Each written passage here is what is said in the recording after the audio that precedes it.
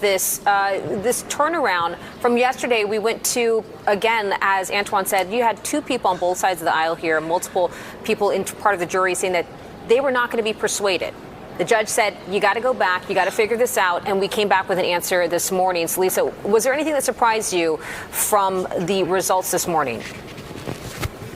Well, I think what was most surprising, Bianca and Antoine, was the speed. They came back today. Yesterday, it seemed intractable. The word was unpersuadable, that they could not be persuaded on that first RICO charge. And then all of a sudden this morning, what most people in the court thought was just another note from the jury about something, mid-morning, it turned out to be, we have a verdict on this one charge, this RICO charge that we did not, that they could not decide on. So that was a pretty quick turnaround.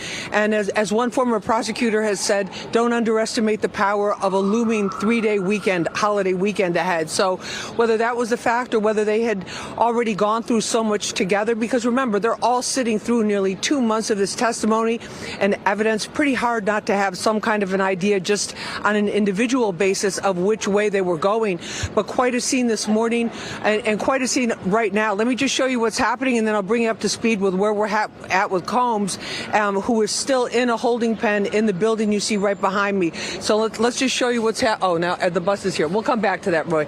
So there's been a big crowd. There's a huge media crowd in front of the courthouse, which has been for most of the trial, especially yesterday and today. And then what is happening now is the judge had asked for basically a bail package, and also comments from the prosecutors about whether or not they should grant Diddy bail. So he was found not guilty, as you guys were talking about, the RICO charge, the racketeering, which is also called the racketeering conspiracy charge. That was the most serious. He was looking at many, many years, if not life, behind bars on that if he was found guilty of that one.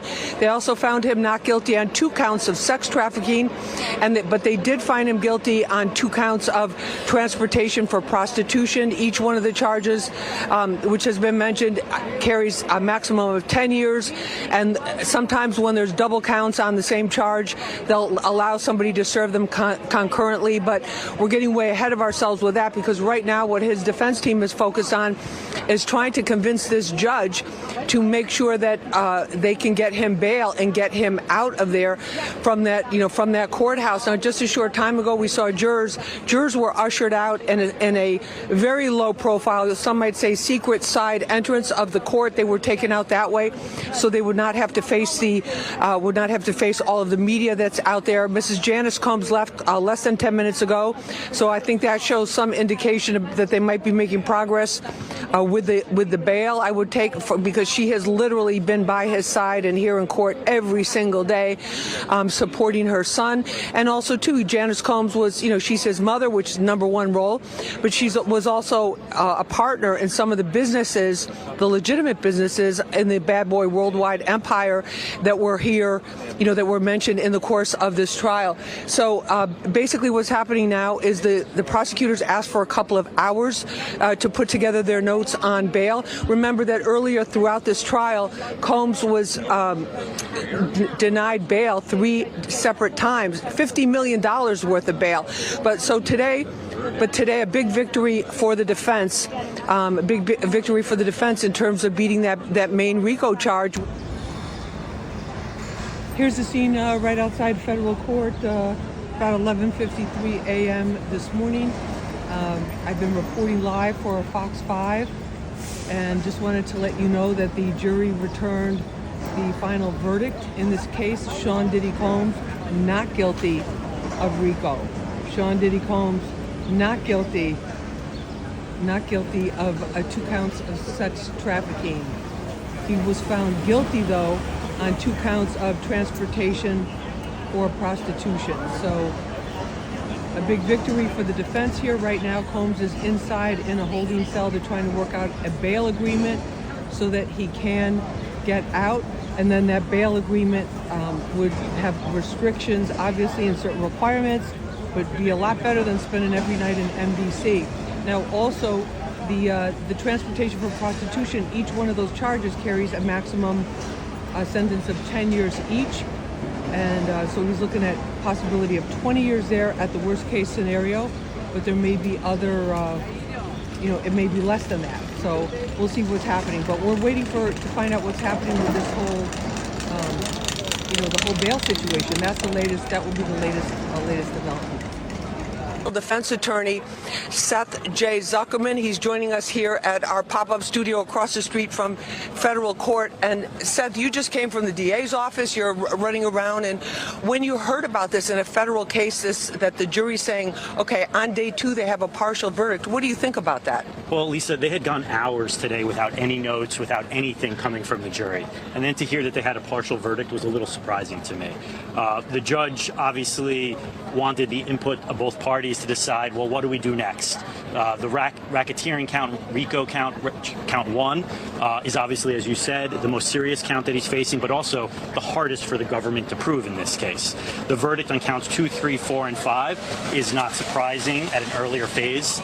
And what we're waiting to hear right now is whether or not the judge is going to give the Allen charge, which is a charge you give to a jury when they tell you initially that they can't reach a verdict, and the judge tells them, you need to go back and try a little harder. You need to try and persuade your fellow jurors. Now, what I'm hearing is that there were multiple jurors on each side who said that they couldn't be persuaded one way or another, but still it's incumbent upon the judge at this point to give an Allen charge at an appropriate time to encourage the jurors to go back and deliberate more. But what's unclear is whether or not the judge has done that already. What I do know is that he has not taken a partial verdict on counts 2, 3, 4, and 5, so we don't know yet what the verdict is on those counts. So have you ever heard of a partial verdict in a federal case like this? Oh, yes. Partial verdicts happen all the time. It's incumbent upon the judge, however, not to take the partial verdict immediately and to let the jury complete their deliberations. If at the end of the day the jury is hung and they can't come to a verdict on count 1, he'll take a partial verdict on counts 2, 3, 4, and 5. But it happens fairly regularly where they come to a partial verdict and then they get hung on other counts, and then it's up to the prosecution as to whether or not they want to retry that count. But then does it happen this early on in the deliberations? I mean, we're only at day 2. Yesterday, it seemed like the jury was having trouble even with the instructions. This morning, things seemed to be moving along pretty quickly. Then kind of nothing this afternoon. They were getting transcripts and that type of thing going over it. But is it uncommon to have that happen just like on day 2 of deliberations? Lisa, it's really hard to predict what a jury's doing in the back. As a criminal defense attorney and former prosecutor, I've sat there for hours and days trying to figure out what a jury's doing back there, and it's impossible to figure out at all times. So is it surprising? No. We obviously don't know the discussions that were going on back there. This is obviously only the second day of deliberations. Yesterday, the jury asked to leave early. That, to me, was a sign that they weren't close to any verdict, because if they were close to a verdict, they probably would have wanted to stay. But today, they got a full day in. They were deliberating for a number of hours without any interruptions because they had limited notes. And clearly, they reached a partial verdict and decided that they couldn't be persuaded on count 1. So when they say the terminology, and help us with the terminology so we understand this clearly, when they say they can't be persuaded, is this the same thing as a hung jury, or we just don't know? Like they feel like they've just hit a wall and can't go beyond it? It's foreshadowing a hung jury. So it's not the judge isn't allowing them to be declared a hung jury quite yet, but this is the first step in a later hung jury. So the judge is giving them more time, encouraging them to go back and try to persuade one another, because like you said, they haven't had that much time back there together.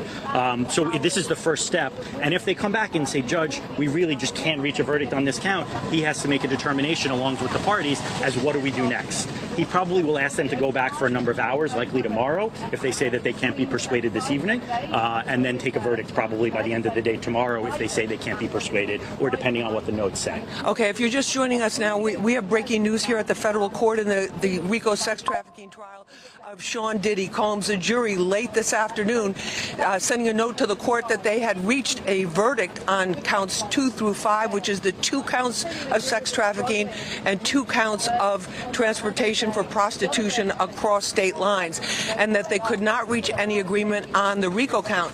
The judge we're talking about what the judge's options are right now. Both the prosecution and defense indication has been that they want the jury to go back and continue deliberating because it's only day 2. Yesterday we heard that they were having trouble with instructions. This morning they made more requests, and then this afternoon this bombshell announcement that they had reached a verdict that quickly on 2 of the 3 major charges, which contained 4 of the 5 counts that Combs was facing. Everybody, I'm out here in front of federal court here in Lower Manhattan, and I just want to let you know some shocking breaking news that happened just shortly after 4 this afternoon. The jury sent a note in the Sean Diddy Combs case to the court saying that they had reached a partial verdict in this case. Now remember, he's facing 5 counts here in this trial. The first count is the RICO racketeering count. The counts 2 and 3 are for sex trafficking, and counts 4 and 5 are for transportation for prostitution. Now they had said that they had reached a verdict in counts 2 through 5, but that they could not come to agreement on the RICO charge, on this racketeering charge, which a lot of people have said since the beginning was very controversial, and also that it was the most complicated. So what they're doing now is the judge just a short time ago dismissed the jury for the night, told them come back 9 o'clock tomorrow morning, Wednesday, for day 3 of deliberations. Go straight to the jury room. Don't even come. You're not even going to come into the courtroom or be brought into the courtroom. You're going to go straight to the deliberations room, and you're going to look at that charge that you cannot agree on. And everybody is going to have to look at it and see if you can agree on that first charge. So that's where things stand right now. They'll be back tomorrow. You can imagine it's got to be a sleepless night for Sean Diddy Combs, for his defense team, for his family. All the family's been here, including Dana Tran, the mother of baby Love. She was sitting with Mrs. Janice Combs in the courtroom today. And then also for the prosecution, trying to figure out what exactly did they all decide, and what is this all about? So we're going to know a lot more tomorrow, and we don't know the verdict that they came to. So those verdicts on counts 2 through 5, we don't know what those are, but they did reach a verdict. What they decided on will count tomorrow, but they have to get back to that RICO charge and come to some decision about that. The judge said you need to work harder, basically, and continue with the deliberations. That's the latest here from federal court. I'm going to stay on top of this for you, of course, since day one, and we'll follow it all the way through to the end, but expect for some surprises tomorrow for sure, okay? Tasha, an eventful day for sure here at federal court as the jury deliberates for the first time the fate of Sean Diddy Combs. But now the entire jury process is in jeopardy and in question after one juror sent a note, which is still hanging like in the open air here, unanswered, saying that he could not follow the judge's instructions in the 62 pages of instructions that the judge issued to them. Now, Sean Combs' daughters left the courthouse this afternoon, followed by Combs' adopted son Quincy and his mother Janice Combs. It was an emotional moment for the family after the jury left the courtroom, followed by the judge. The courtroom, similar to this, was cleared of nearly everyone except for the family, who joined hands and bowed their heads. So did Combs, who was on the other side of a low wall, and together they shared a prayer, a tear coming from the eye of one of his daughters. Jury deliberations got underway in a room that looks a lot like this about 11:30 a.m. The judge charged the jury with 62 pages of specific instructions about how to evaluate the evidence and determine whether Combs is guilty of the RICO, sex trafficking, and prostitution charges. Early this afternoon, the jurors sent a note to the court that juror number 25 cannot follow the instructions. It threw the prosecution and defense into a frenzy of activity. The judge sent back a note telling them to follow instructions and fulfill their obligation. Now, we learned just moments ago another note was sent back to the judge. We're not sure what the contents of that are, but one thing is clear: this jury is still in deliberations. Let's get some insight into this with top criminal defense attorney who's tried many trials, both federal and state, Arthur Aidala. Arthur, thanks so much for being with us. Hi, Lisa. So what does this tell you, that this is happening on the first day and they're still going at it, and there's still a question about this juror? Well, it's almost an indictment on the way jurors are picked in federal court, because the lawyers in federal court don't get to ask any questions. The judge asks some preliminary questions, and then you decide who you want, basically who you don't want. So you don't get to dig into people's cognitive ability to understand these complicated charges of RICO and sex trafficking. They're not as easy as they sound. And for the jury to come out so quickly and say, well, there's someone here who doesn't understand what's going on, it's problematic. However, Lisa, what we should know is in federal court, if the judge does have the power to dismiss one of the jurors for good cause, and 11 people can continue to deliberate. It is not like in state court where it would cause a mistrial. Now, they dismissed the 5 jurors, the 5 alternates who were remaining. So you're saying they would not call back one of the alternates? Correct. Once the alternates are dismissed, they are dismissed. But the judge has, and I did the legal research before I came on here with you, Lisa, the judge has tremendous powers to say, I don't think it's going to be prejudicial to Mr. Combs to allow the 11 jurors to continue to deliberate because this person seems to have a medical issue, etc., and they can't deliberate effectively. effectively. Just say I can't understand your instructions, these 62 pages of, like you said, complicated instructions.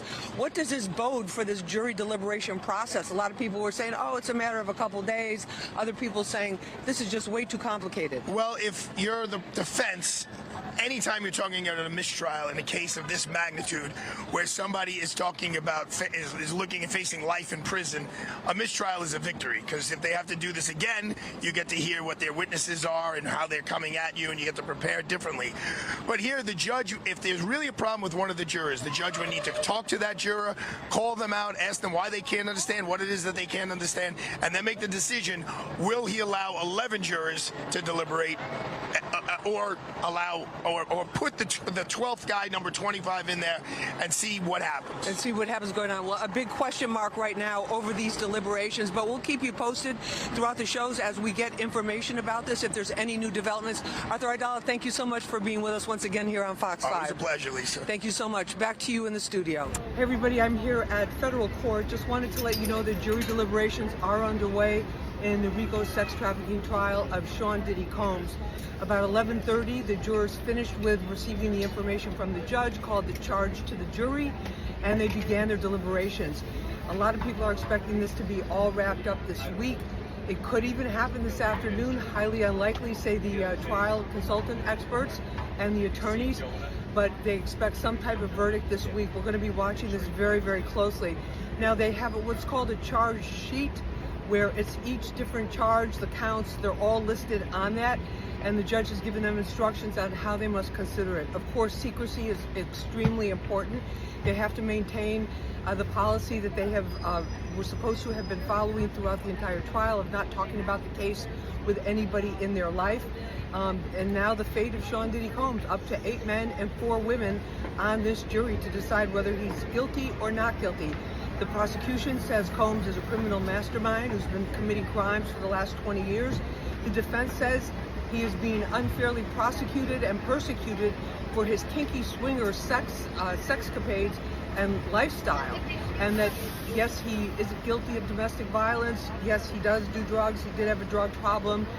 They acknowledge that. Yes, he did beat Cassie, but they said that was an example of domestic violence. So we're going to see which narrative. You know, it's really a tale of 2 stories here, each exactly opposite the other, of whether this man is being persecuted because of who he is, or whether he is guilty, as they say, of running a criminal enterprise, sex trafficking, and transporting prostitutes across state lines. So we're going to be watching this here. I'm going to be down here at court. If you have questions, hit me up in the comments. I'll try to get answers from some of the experts, because I'll be talking with lawyers and other legal experts around these issues all day long, and of course on the Fox 5 News at 5. But if you have any questions or comments, put them in the comments and I'll see what I can find out. Okay? And thank you to everybody that's been following my work throughout this entire trial. Not over yet, but it sure is hot out here. Actually, the prosecution just finished their rebuttal a short time ago, but let's talk about the defense and what their closing arguments were like. A risky tactic by Diddy's lead defense attorney, saying that the feds got it all wrong, dripping with sarcasm. He said that kinky threesome sex is not the same thing as sex trafficking. He even went so far as to say that Cassie and Diddy are a, quote, great modern love story. Now, 6 of Combs' adult children, along with his mother, Janice Combs, made a strong show of support for the disgraced hip-hop mogul, whose very freedom is on the line. His defense team was at full strength, focused on a final strategy that tried to cast the RICO sex trafficking and prostitution charges in a far less sinister light. Lead defense attorney Mark Agnifilo admitted right off the bat that Combs beat and abused Cassie Ventura, but called her a gangster who played him. He walked around in front of the jury like he was in a TV courtroom drama, arms outstretched with a spin for everything, claiming no one one was trafficked, and the women in Combs' life benefited from their association with him financially. There was no racketeering drug dealing, according to Diddy's defense attorney. There was no conspiracy, just drug purchases for personal use. He said there was no force or coercion, and that videos of freak-offs were not made for extortion purposes, as prosecutors claimed, adding that Combs is not the only man in America to make homemade porn. Now, the prosecution rebuttal, they said, here we go again. This is excuse after excuse for Diddy's behavior, and that they will prove, and they want the jury to agree with them on this, that he has been committing crimes for 20 years and that now the time is over. So we're joined right now by criminal defense attorney Deanna Paul. She's also a former prosecutor. When you hear this kind of name calling that's been going on too, criminal mastermind on one hand and just guy, you know, your average neighbor next door on the other, what do you think about this? It's exactly what Mark Agnifilo had to do. The jury heard the government yesterday talk about this leader of a criminal enterprise. Today, AUSA Comey actually called Diddy God. He's not God. You should find him guilty. Mark Agnifilo said, you know, this is a tale of two stories. You have what the government says to you, and then you have what the text messages say. And they tell two different things. And he did, you know, what defense attorneys sometimes have to do. You admit what you can't deny, and you deny what you can't admit. There was domestic violence. There was jerkies, but it was recreational. There were all of these things, but what there wasn't was sex trafficking, and what there wasn't was racketeering, and that's what the government had to prove. And then how important are the closing statements from both sides on the jury as they're going in now? They'll have a weekend and then come back to the deliberations on Monday. So I think that's why the judge is waiting until Monday to charge them on the law. But closing arguments are really important, particularly with a trial like this that's 7-8 weeks, where they've heard so many different pieces of the testimony that weren't necessarily all consecutive. Right. And this is the moment where the government gets to put together the whole story and where the defense gets to weave their tale and their narrative. We're out of time right now, but Deanna Paul, thank you so much for being with us. We really appreciate it. Well, Steve and Natasha, this was a marathon closing argument that lasted more than 5 hours. The AUSA drilling down on the linchpins of this RICO sex trafficking case, calling Sean Diddy Combs a criminal mastermind who used force to get people to bend to his will. Now, Combs' adult children were here at the courthouse today in a strong show of support for their dad, including his 3 grown daughters, Jessie, Delilah, and Chance. Today was the first time we've seen the girls in weeks since they walked out after hearing sexually explicit testimony. His sons were also on hand for this important day. Inside the courtroom, Combs paid close attention to what was being said, taking notes and passing them to his attorney. As the AUSA tried to convince the jury, participation in freak-offs was forced labor and coercion, not voluntary participation. Once again, the jury was shown the disturbing video of Cassie Ventura's beating in an LA hallway, saying she could not escape him and that the fear of violence was her reality. A former hotel security guard had testified earlier in the trial that he offered to bring her to a safe place and call police, but she told him not to call the cops. Combs is facing 1 count of racketeering, 2 counts each of sex trafficking and transportation to engage in prostitution. Now, the defense will have their turn to respond to these closing arguments tomorrow when they give their part of the story, their version of their closing arguments, and the judge is saying that the jury could even be charged tomorrow. Now, joining me to talk more about this is criminal defense attorney Jim Kasouras, who has tried many federal cases. Jim, thanks so much for being with us. Thank you, Lisa. What do you make of this marathon prosecution case? Well, in federal court, there are 3 closings. The prosecution goes first, the defense goes second, and then the prosecution does their rebuttal. So normally the initial summation by the prosecution is long as they go through all of the exhibits, all of their arguments, and all of their evidence. I have to say, 5 hours, very long time. I understand the judge had a few breaks, because it's very hard to keep a jury's attention for 5 hours. Even with a little breaks, but let me ask you this. How important are these summations, both for the prosecution and tomorrow for what we're looking at for the defense, in terms of helping the jurors decide which way they're going to vote on these counts? The summations in a trial are one of the most critical junctures. It is the last opportunity the lawyers have to pull the evidence together, make their arguments in a coherent, cohesive manner. It is very important for the defense tomorrow to rebut the claims made by the prosecution, concede what they will concede, gain the credibility of the jury, and then focus on these 3 sets of charges with the evidence they believe supports an acquittal. Now, are you surprised by the defense, how they've handled this so far? Just quickly, because we're almost out of time. No, the defense has, in getting credibility with the jury, they have conceded that some of the conduct here is offensive. You may not like it, but the fact that you may not like certain behavior does not make it a racketeering conspiracy and does not make it the crimes that are alleged by the government. That's very important. And we'll see what the jury decides. But Attorney Jim Kousouris, thank you so much for being with us. Bianca, it's all coming to a close. This trial that has been going on for nearly 2 months in its final days as prosecutors try to convince a jury to convict Sean Diddy Combs. Now, Combs' oldest daughters, Delilah, Chance, and Jesse, arrived for court this morning along with his sons. Now, we haven't seen all of the oldest kids together because, of course, he has a little baby that hasn't been seen here at all.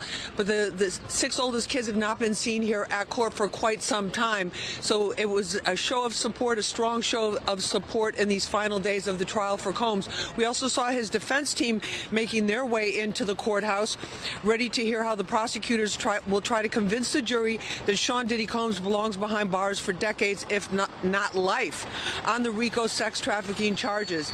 AUSA Christy Slavic told the jury that based on the evidence, they must find unanimously that Combs conspired to commit the alleged crimes. Now, while the world saw Combs as a billionaire hip-hop and lifestyle mogul and one of the most famous men anywhere, a big celebrity, the AUSA said this morning he was actually the leader of a criminal enterprise. Now, to emphasize that point, the prosecutors even showed the jury at this point during the closing arguments, they showed the jury pictures of more than 24 of the male sex workers who allegedly were involved in some of these sex acts. So this is expected to continue this afternoon. That's the latest here from federal court. I'm Lisa Evers, Fox 5 News. Bianca, back to you. Lisa, before you go, maybe you can explain to the viewers what's going to be happening next after closing arguments. What can we expect next week? Okay, well, the next steps are after the prosecution finishes their closing state arguments, the defense will present their closing arguments. Then the prosecution has a chance for a rebuttal after that, and then the jury is charged, and then it goes to the jury for deliberations. Now, the fastest that could happen is defense is expected to do their closing arguments tomorrow morning. Legal experts tell me they don't expect that to be very long, and then after that, the jury would be charged. They could begin deliberating, Bianca, as early as tomorrow, sometime tomorrow afternoon. But we're watching everything very closely here for you on Fox 5, and we'll bring you the latest when we have it. Bianca? All right, Lisa, thanks so much for keeping us updated on that. Appreciate it. More testimony and legal maneuvers in the Diddy trial, but it's anyone's guess what the verdict will be. In this case in particular, there were some witnesses who came in to testify. Their testimony wasn't that good. Right. So the prosecution may say, you know what, I don't think the jury is going to buy what they were saying, so I can't prove that element of this crime, so I'm just going to withdraw that crime to kind of save face, because I don't want to put everything in front of the jury and lose credibility. Some of these substances, like MDMA that was referenced in the trial, will flood the body with oxytocin, which tells you I'm connected to this experience or this moment, and I love this moment or this person, even though it's artificial. I think most people have a very strong opinion about him as a human being now at this point, regardless of whether he's found innocent or not guilty. I think opinions have been solidified. We've got you covered here at federal court. Join us for a special episode of Street Soldiers on location at the Diddy trial, Friday night at 10:30, right after the news. In Lower Manhattan, I'm Lisa Evers, Fox 5 News. A lot of developments here in court, fast-moving developments. Sean Diddy Combs stood up in the court and addressed the judge, saying that he would not be testifying on his own behalf. This comes as both the prosecution and the defense finished their cases. Now, Mrs. Janice Combs, Diddy's mother, was seen leaving court this afternoon, along with one of his defense attorneys, Tenny Garagos. His defense team putting into action the plan that they hope will result in not guilty guilty verdicts across the board.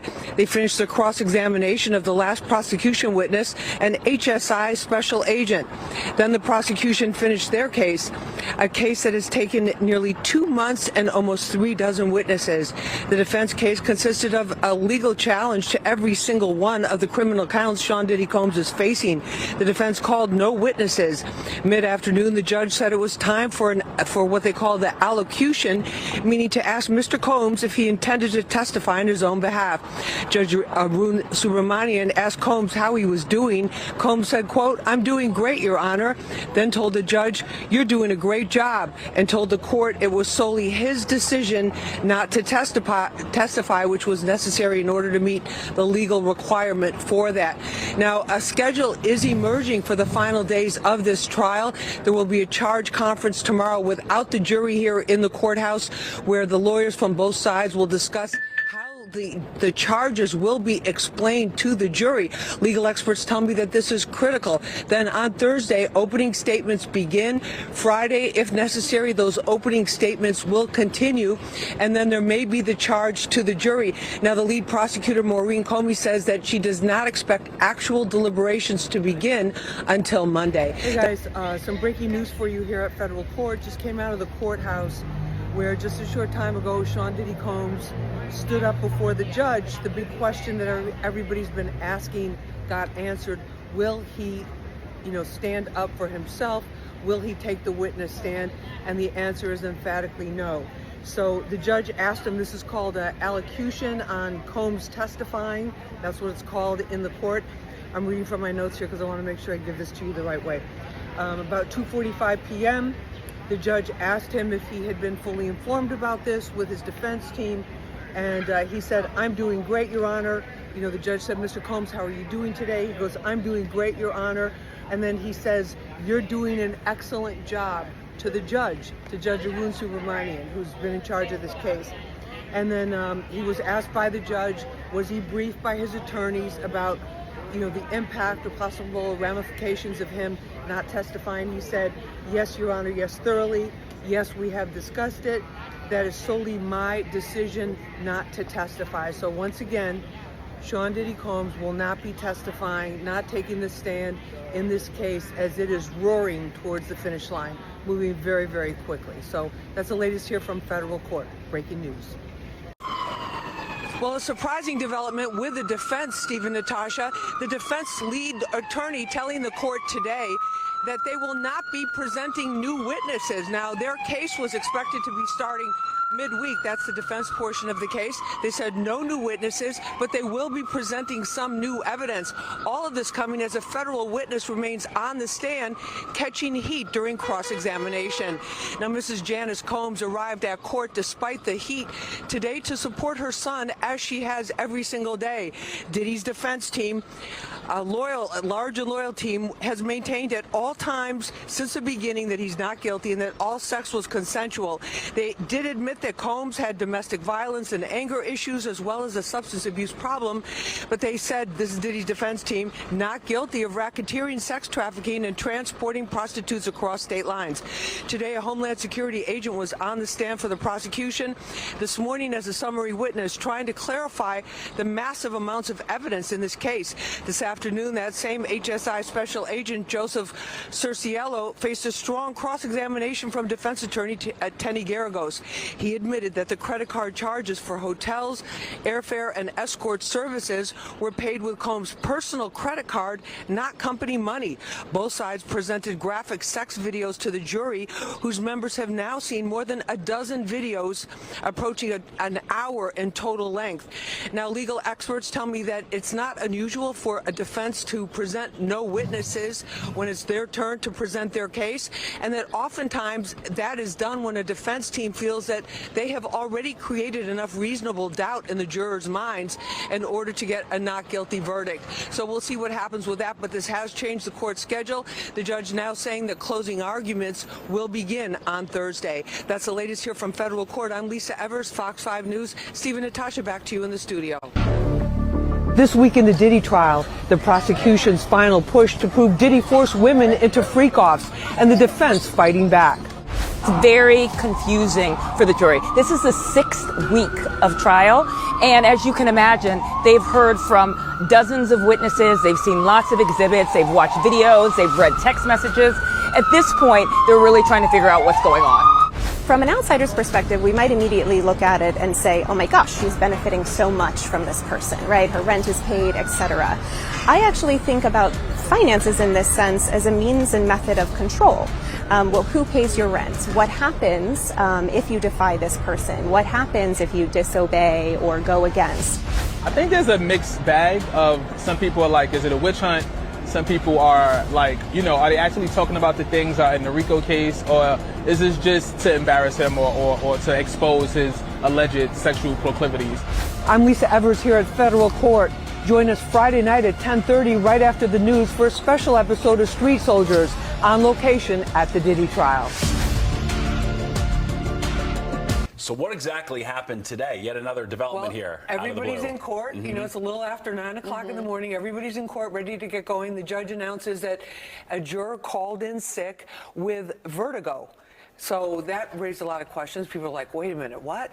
And that the testimony for today was canceled and that it will resume on Friday morning. Not tomorrow, because tomorrow is Thursday is the Juneteenth holiday, federal holiday. Yeah. And then what happens Friday? It's a half day? And then Friday is a half day because one of the jurors, which she had said early on in the jury selection process, we heard it in the court then, it's her son's graduation. So the judge said, that's no reason for you not to be in the jury. We will accommodate you as a mother to go to your son's graduation. But this is a lot of jury drama all in a short period of time. Remember, last week we had the one juror who was dismissed. Off, right? Yeah. Conflicting ideas about his address. Another juror is still under scrutiny for allegedly talking about the case with outside people. And then now this. Now the defense wanted the trial to continue with an alternate, but the judge said it appears to be a one-day situation. After a day of rest, the juror should be able to resume. So we'll see what happens Friday morning. Is there any indication that Diddy's going to take the stand himself? Natasha, this is the million-dollar question. Everybody's asking it. Everybody's asking me down there.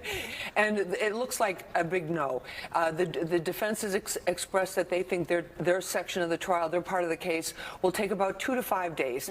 And so if Diddy were to be on the stand, most of the legal experts I spoke with said that they expect that would take much longer because it would be a lot of questions for him. He's just too exposed, and also his own defense team said he's known to have a hot temper. Not a good thing when you're on the witness stand. It seems like these high-profile defendants always act like they're going to take the stand. They want to take the stand, then it will never wind up taking the stand. All right, so the latest timeline before today was that the prosecution was going to wrap on Friday, then we're going to get to the defense's version of things next week. Obviously, that's all been pushed back now. It totally has been pushed back. And on Friday, the last or next to the last prosecution witness is this man, Brendan Paul, former Syracuse University basketball player, former Diddy assistant, who's the alleged drug mule that we all saw with him in Miami on the day of the raid in March of 2024.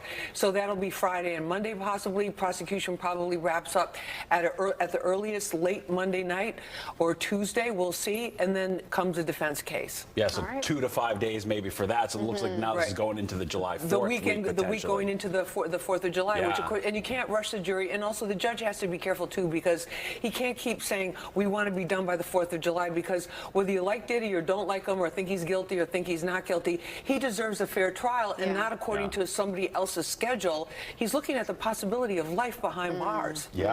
Difficult situation, no doubt. The judge is going to play it straight. All right, we appreciate it. Lise, thanks so much. Thank you. Hey guys, I'm here at federal court again today. The Diddy trial taking place, but not today. Look at how quiet it is out here. Not too many people, just the security, a few others, and that's it. So what happened was Brendan Paul, the former Syracuse University basketball player, former Diddy assistant, alleged drug mule, was supposed to take the stand today, but it turns out, according to the judge, that one of the jurors was sick with vertigo and could not be here. So they canceled testimony for today. No testimony tomorrow in celebration of the Juneteenth federal holiday. They'll be back on Friday for a half day of testimony. Now, it's really interesting that this is happening at this time, because this was supposed to be the end of the prosecution case. They wanted to wrap everything up by Friday, but right now it doesn't look like that's going to happen.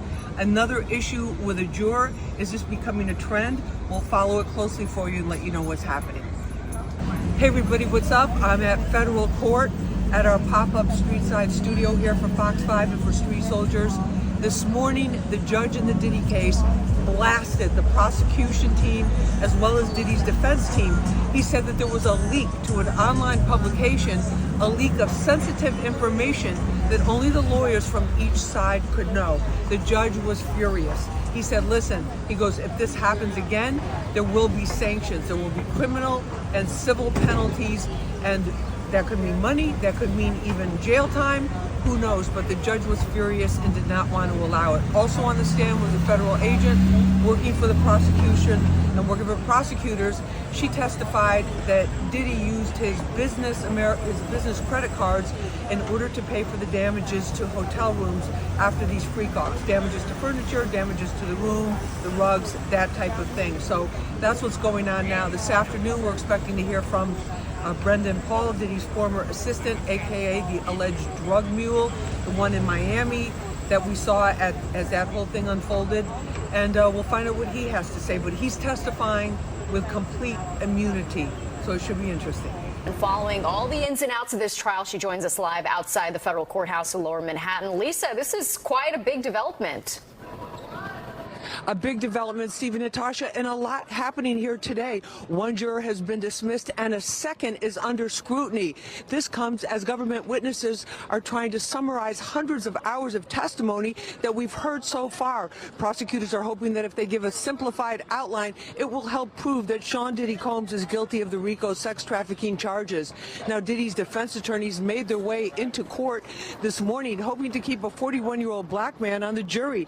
They even wrote a 14-page letter to the judge over the weekend detailing why. But this morning, Judge Arun Subramanian dismissed the juror for conflicting statements about whether he lived in New York or New Jersey. He was replaced by an alternate, a 57-year-old white male accountant from Westchester. Today, we saw what are called summary witnesses take the stand. They're professional people who offer a big-picture, simplified overview of the volumes of evidence, including text messages, files, cash transactions records, and credit card receipts. One summary witness described messages from the phone of Combs' former chief of staff alleging actions that appear to support the RICO charge, that he allegedly used his company workers to assist in a criminal enterprise. The text described large amounts of cash for escorts and asking employees to pick up drugs. This afternoon, a special agent with the U.S. Attorney's Office testified about credit card receipts, hotel bills, and escort services that Combs paid for with a credit card, and how employees would stock hotel rooms with freak-off supplies, including Gatorade, the drug Molly, and chicken noodle soup. Now, a second juror is facing scrutiny for what they allegedly said in terms of text messages about the trial. That juror's phone was confiscated earlier and looked at, we're told by sources, and we'll see what happens. The judge making a decision on that. Also this week, more to come from that special agent talking about the hard evidence that they believe will prove their case, as well as another one of the personal assistants of Sean Diddy Combs, who is testifying with full immunity. We're live at federal court. I'm Lisa Evers, Fox 5 News. Steve and Natasha, back to you. This week in the Diddy trial, a roller coaster ride of ups and downs and unpredictability. Street Soldiers is on location here at federal court, where one of the most famous men in the world is fighting for his freedom. This case is not solely about sex trafficking, right? There are some standalone counts of sex trafficking on the indictment where he's accused of doing as much, but he's also charged with the RICO. He's also charged with essentially interstate prostitution, right? And so at the end of the day, I think what's important to note, he could beat the sex trafficking charges. If a witness cannot keep themselves composed, it really affects their credibility. And then it's much easier to kind of figure out the holes in their storyline. And, you know, this is why there's such a big question of if Diddy's going to testify or not, because it could really easily, quickly affect his credibility. The social media society, we do have to, take certain things with a grain of salt. We all want to spill the tea and receive the tea, but we all have a responsibility to make sure our sources are credible and that, we're just watching for the truth. Join us Friday night at 10:30, right after the 10 o'clock news, for a special episode of Street Soldiers on location at the Diddy trial. In Lower Manhattan, I'm Lisa Evers, Fox 5 News.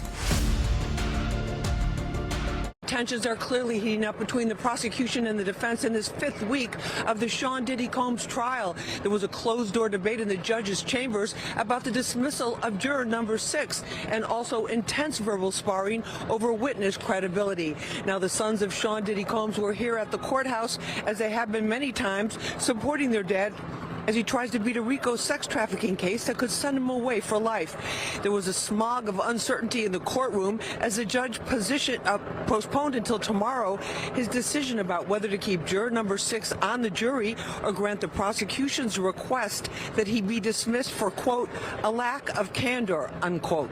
There was no further explanation. We learned from public records that juror number 6 is a 41-year-old man from the Bronx, a correction officer who works in communications. And the type of music he likes, 90s hip-hop and reggaeton music. Diddy's ex-girlfriend for hire, who's using the pseudonym Jane and is a prosecution witness under immunity, was on the stand for most of the day under cross-examination, being questioned about the last time she was with Combs before his September 2024 arrest in this case. She detailed abuse, but seemed to spend much more time talking about how she didn't get enough attention or lavish gifts from Combs in their particular arrangement. Now, we can expect some fireworks tomorrow when the judge will issue his decision about whether or not that juror should be dismissed. It seems the defense wants to keep that juror on the stand, on the jury, but it seems like the prosecution is really determined to have him replaced. And of course, there's 6 alternate jurors who've already been vetted and approved by both sides, and there would be somebody ready to take up his place right away. That's the latest from federal court. I'm Lisa Evers, Fox 5 News. Back to you in the studio. Well, that's right, Steve and Natasha. Now, for the first time in this trial, which is in its 5th week, there's an issue with the juror. Prosecutors asking the judge to dismiss a juror they say appeared to exhibit a lack of candor in the process of this entire trial. Now, translation, that means that the juror was not honest about something that the prosecution considers essential to this case. The judge said that he will make that decision tomorrow. Now, court got started late this afternoon, and that's when Diddy's mother, Mrs. Janice Combs, arrived at the court, as she does every day, to support her son.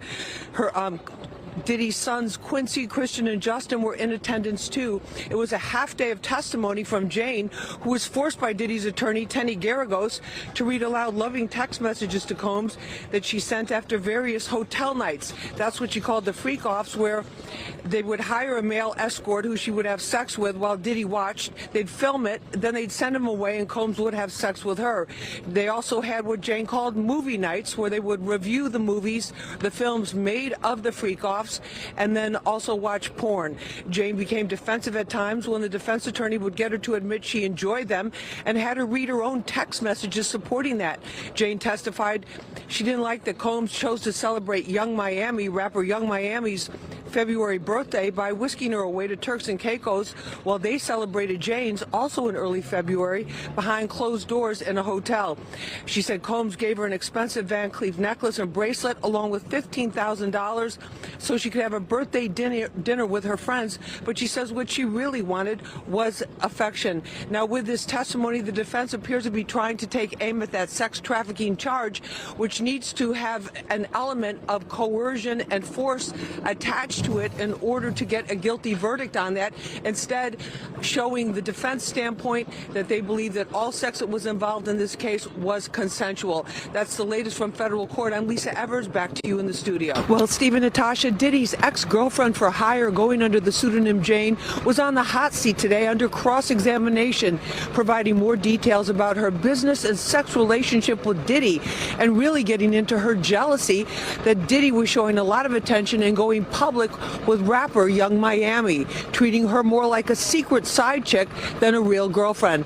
Now, Mrs. Janice Combs was leaving court this afternoon with 3 of Combs' sons after sitting through all of this testimony today. This afternoon, they all sat through the cross-examination of alleged victim Jane, who had a business arrangement with Diddy for sex. They called it a love contract, but clearly she wanted it to be more. On the stand, there was a tissue box to soak up her tears, as she's had in previous days, but today was more about anger and jealousy. Jane talked about her growing envy of rapper Young Miami of City Girls fame around the time she was with Combs between 2021 and 2023. Young Miami made a splash on the hip-hop scene Jane as part of the City Girls duo and was soon seen at clubs, parties, and out in public, even at one award show with Diddy. Jane testified that she was jealous of Diddy buying her and other women expensive designer bags. She did not want to have what she calls a hidden relationship with Combs. Jane lost her composure under questioning from Diddy attorney Tenny Garagos when asked if she knew how much one of those bags cost. Jane snapped back, how much does my body cost? But she had made a financial agreement for sex with Combs. He was and still is paying the $10,000 a month rent on her 5,300 square foot LA home. She also said that he gave her thousands more for furniture and veneers, trips, and even $20,000 to start her own clothing business. Now, there were also some extremely graphic text messages from Jane to Diddy, where she was describing what she wanted him to do to her, what she wanted to do to him, and you get the idea. Now, Diddy has pleaded not guilty to the sex trafficking, RICO, and other charges that he's facing. We'll see down the road whether or not her testimony helped the defense or helped the prosecution. We're live at federal court. I'm Lisa Evers, Fox 5 News. Steve and Natasha, back to you. This tangled web of sex, money, drugs, and physical abuse in this case just got more complicated. The witness known as Jane was back on the stand again today, admitting that Combs is the one who is paying for her lawyer, who is helping her throughout her testimony on this case, and also admitting that she is the one who started the knockdown, dragged out physical brawl over jealousy.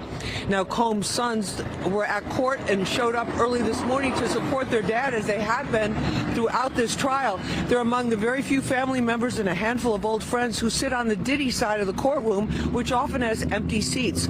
Today, Combs sat at times with his glasses on, looking at his lawyer's computer screen, or with his hands folded in his lap, listening as his ex-girlfriend for hire, using the pseudonym Jane, testified how she was fed up with the freak-offs they called hotel nights. She described how Combs love bombed her on her birthday with a five-course dinner, alcohol, flowers, and gifts, only to have it end with her being high on ecstasy and having sex with one of their regular male entertainers. Another freak-off. To gain her financial independence from Combs, who to this day is still paying her $10,000 a month rent, she started on OnlyFans, an online subscription and pay-per-view site popular with adult film stars and video stars. She also testified that Combs is paying for the attorney who's been advising her throughout this case.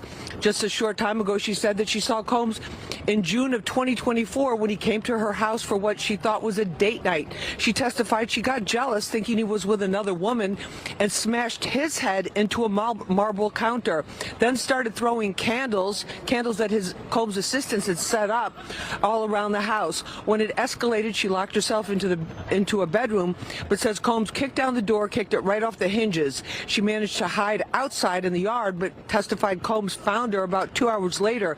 She says she punched him, and then says he punched her, kicked her, and dragged her by her arm and hair into the house. Now, after the fight, she says that she took Combs' phone and called the woman that she thought he was with on a recent trip, putting that woman on speakerphone, and the woman began hurling insults at her. Just a really crazy story, and it's just getting more complicated. That's the latest here from federal court. Hey guys, I'm coming out of federal court here.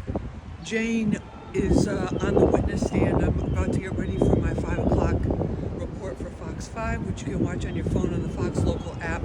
Some incredible, jaw-dropping testimony. Not only is Diddy still paying for Jane's $10,000 a month house, he's also been paying for the lawyer that she has as she's going through this whole federal court process.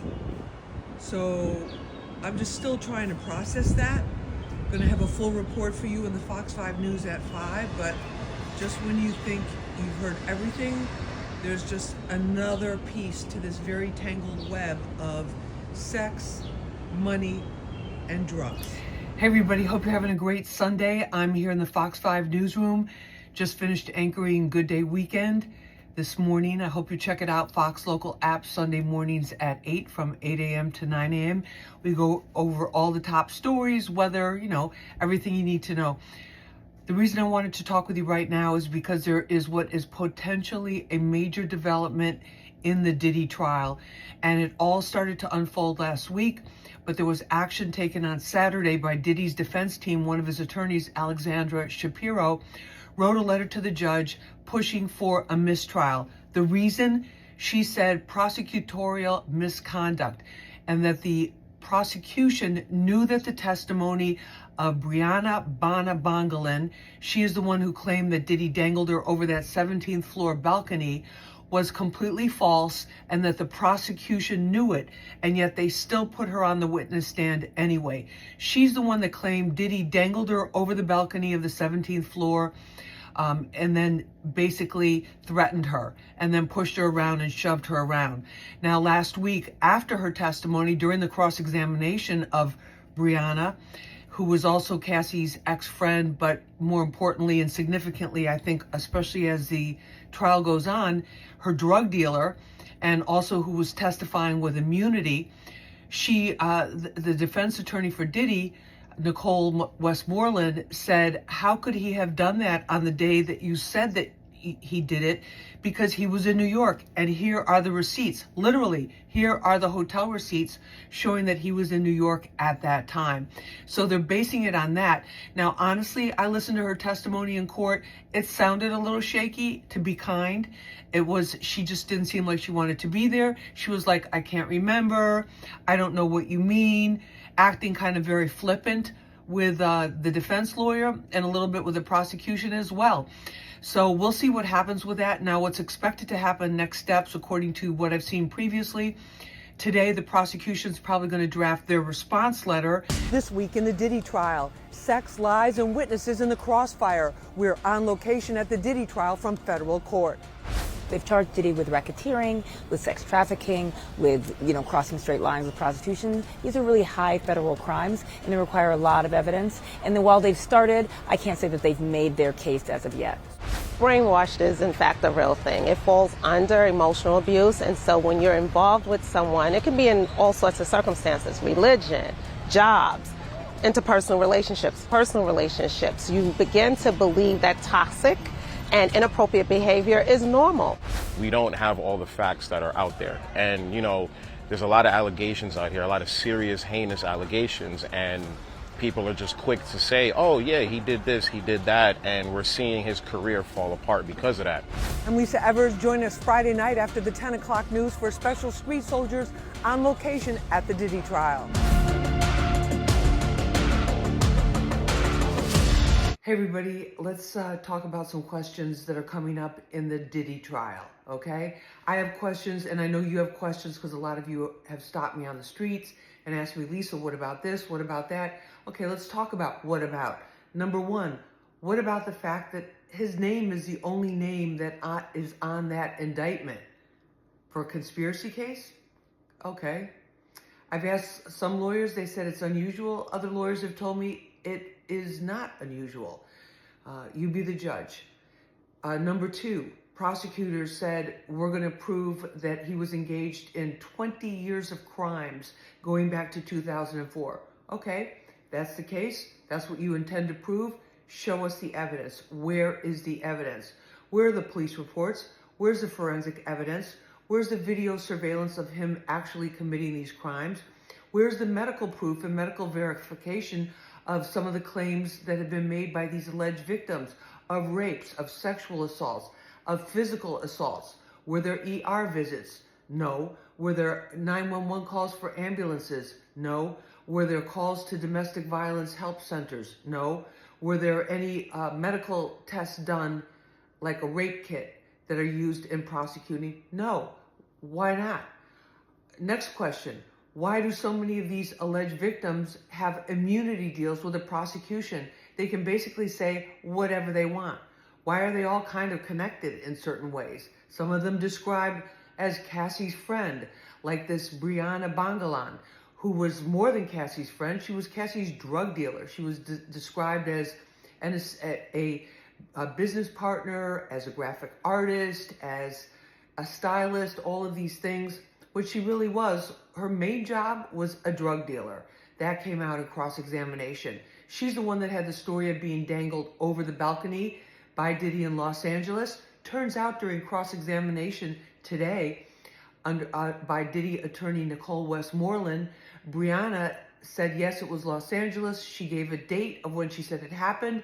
And Nicole Westmoreland had a hotel receipt from a New York City hotel for multiple nights stay that Diddy was having in New York at a New York hotel at that very time. How could he be in two places at once? These are just some of the questions that are coming up. We really have to ask ourselves, what is going on here? We have to look at this evidence, not just as we're being told a story or that it's something in a telenovela or a reality TV show, but people's lives and what makes real sense, especially common sense, as we take this all in. That's all I'm saying. Tell you that some legal experts are saying that these prosecution witnesses have been making plenty of headlines, but they have growing questions about whether the prosecution is actually proving this RICO sex trafficking case. Now, this morning, Diddy accuser Brianna Bongolan was back on the witness stand for a second day of tough cross-examination.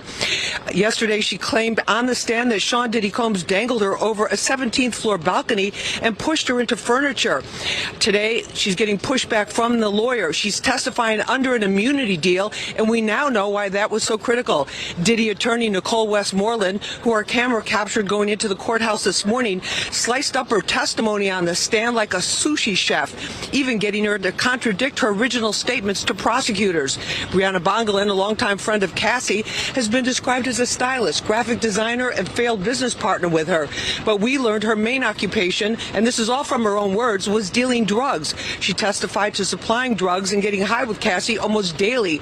Everything from ketamine and cocaine to ecstasy and pills.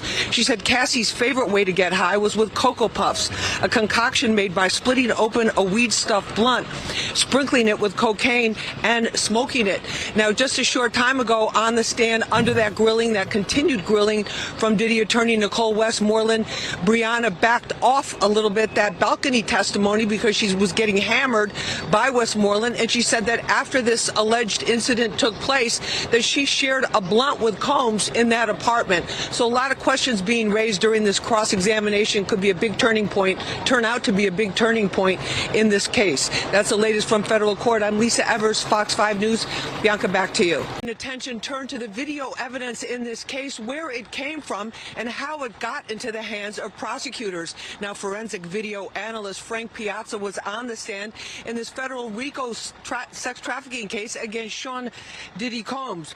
Piazza testified that he was given the video of the hotel beating of Cassie, where she was kicked and dragged by Combs in the hallway, that he got it from prosecutors. And when questioned, he said he did not know where it originated from or where the prosecutors got it. Diddy's mom, Mrs. Janice Combs, was back in court as she is every day. Her name came up yesterday as owning multiple businesses in Combs' bad boy universe. Today, she's sitting through questioning of the video forensic expert, Frank Piazza, who continued his testimony by telling the court that he enhanced 10 sex videos off a laptop that were originally made in 2012 and 2015. They were on the laptop under the username Frank Black. Now, that was a pseudonym Cassie Ventura testified that Combs used when they were booking hotels and booking male escorts for freak-offs. Now, who and what is on those laptop sex videos has been a topic of much speculation for a very long time. We don't know that yet. We hope to find out this afternoon what role these videos may play as this prosecution part of the trial moves into its closing days. That's the latest from federal court. I'm Lisa Evers, Fox 5 News. Bianca, back to you. Fox 5 and Hot 97 present Street Soldiers with Lisa Evers. The trial, United States of America versus Sean Diddy Combs. Diddy raped her and assaulted her. She said that telling him no was not an option. Shocking allegations against one of the most famous men in the world. As we proceed to give you what you need. A federal RICO case that could send Sean Diddy Combs away for life. He's going to fight this to the end. He's innocent. A Street Soldiers on location special from federal court. Diddy on trial. The fight of his life. I'm so glad you're joining us for this special episode of Street Soldiers on location at the Diddy trial. I'm your host, Lisa Evers. We're bringing this to you from our pop-up street studio outside federal court. And what a week it has been. Hi, Stephen, Natasha. Well, more testimony today from witnesses filling in the blanks about the Sean Diddy Combs saga, from building hugely successful companies to paying off security guards. Now, Diddy's mother, Janice Combs, was in court again today, as she is most every day, supporting her son. Mrs. Combs' name came up in testimony by former Bad Boy Chief Financial Officer Derek Ferguson. He told the court she was listed as the owner of a number of Combs' businesses. The former CFO, who hails from the Bronx and earned a Harvard MBA, detailed how Combs motivated his staff with his hard work, that he paid his taxes regularly, and that he never saw Combs engaged in prostitution or commit any acts of violence. He confirmed a $20,000 wire transfer to Cassie Ventura, then a wire transfer of the same amount to her father, Broderick Ventura. He said he never witnessed anyone help Combs commit crimes. In the morning, we heard from former hotel security guard Eddie Garcia. He testified that Combs gave him $100,000 cash for the surveillance video of Combs' 2016 beating of Cassie Ventura in an Intercontinental Hotel hallway in Los Angeles. He says he signed an NDA, that's a non-disclosure agreement, and gave $50,000 to his supervisor, who downloaded the video, and split the remainder with another guard. He says he was testifying under an immunity agreement. Now, Combs has pleaded not guilty to charges that include racketeering and sex trafficking. We're expecting to hear from another accuser tomorrow, who's using the pseudonym Jane. There's also expected to be lots of text message evidence entered in during her testimony. That's the latest from federal court. I'm Lisa Evers, Fox 5 News. Stephen, Natasha, back to you. Hey guys, just have a minute or two before I have to run back into federal court. I just want to point out something that we should all be keeping our eyes on. Since the very beginning, Diddy's defense team has claimed he is not guilty of these RICO sex trafficking charges and other charges in this particular case. They have also said since the beginning in some of the pre-trial hearings that didn't get the kind of media exposure that the main trial is getting right now, that they have terabytes of information, mostly emails and text messages from some of the key people in this case, meaning some of the accusers in this case as well. And today we got a really good idea of what they're talking about. Mia, the woman, the former assistant who was who is using the pseudonym Mia, was on the stand and is on the stand because she's coming back this afternoon for the third day. She is the one who claimed that Diddy raped her and physically and verbally abused her multiple times. So the defense this morning produced a video that she made for Diddy on his 44th birthday, basically thanking him for being one of the biggest inspirations of her life, saying that she loved him, wishing him a happy birthday, that type of thing. So this was a bit of a shock, very aggressive cross-examination of Mia by Diddy's defense team, and also discussion with the judge, discussion with the prosecutors as well, about other evidence they say they have that they want to present in court to undermine this particular witness. Now, Diddy's team has been predicting this since day one. This is nothing new, but we're really starting to see them take the gloves off in terms of the cross-examination of these alleged victims in this case. And so it's going to be interesting to see what happens this afternoon. I just want to point out to you, some people get upset when I say innocent until proven guilty. That's what the judge has told the jury on multiple occasions. Mr. Combs is innocent until proven guilty, even though that may not seem to be the case in the Supreme Court of social media. And the justices that are out there blogging and posting and really using AI to make some very misleading kinds of claims about the people involved in this case. But the most important thing is keep your eye on the ball. It's about the evidence. It's about the evidence that the jury's going to see. It's about how the judge instructs the jury at the end to consider the charges. It's also going to be about the closing statements from both prosecution and defense. But we have to see the veracity of these witnesses. Are they telling the truth? Have they undermined their own credibility in this?